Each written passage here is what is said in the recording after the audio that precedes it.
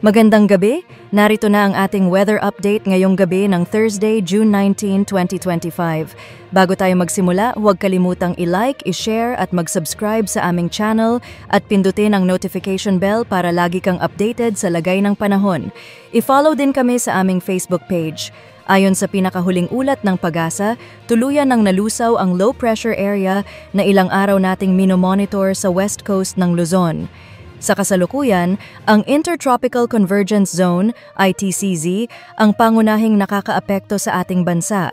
Dahil dito, inaasahan ang maulap na kalangitan sa buong Mindanao, kaya't mataas ang posibilidad ng scattered rains and thunderstorms sa rehiyon. Samantala, sa Luzon at Visayas, ang umiiral na easterlies ang siyang nakakaapekto sa ating panahon. Magdadala ito ng maulap na kalangitan particular sa Aurora Province at Quezon Province. Para naman sa natitirang bahagi ng bansa, mananatili ang partly cloudy to cloudy skies. Maaliwalas ang panahon at posible pa rin ang localized thunderstorms lalo na sa hapon o gabi.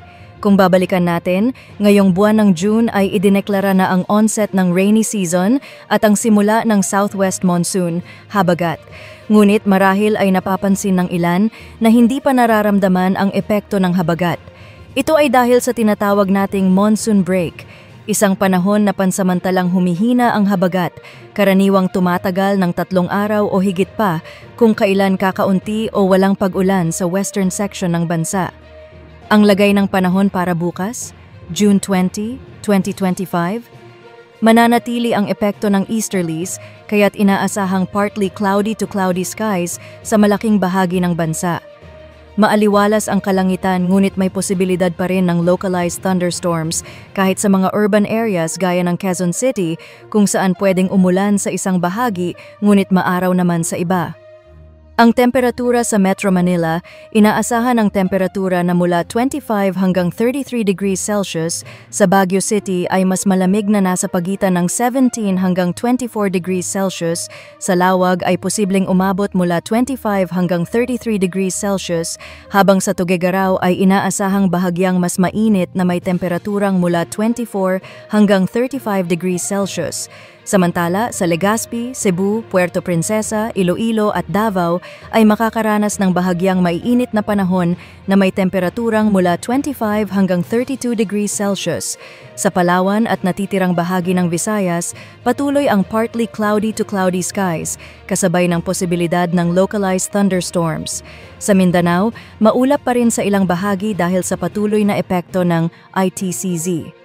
Sa ating 3-day weather outlook Saturday to Monday, Metro Manila, maaliwalas ang panahon sa Saturday at Sunday, ngunit pagsapit ng Monday, inaasahang babalik ang maulap na kalangitan at tataas ang tsansa ng pag-ulan.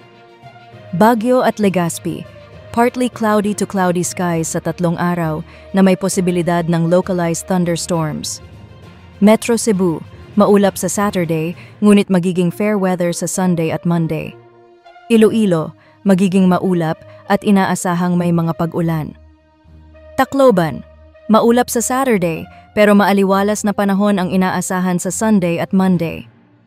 Mindanao, Metro Davao at Cagayan de Oro, generally fair weather na may partly cloudy to cloudy skies ngunit posible pa rin ang localized thunderstorms.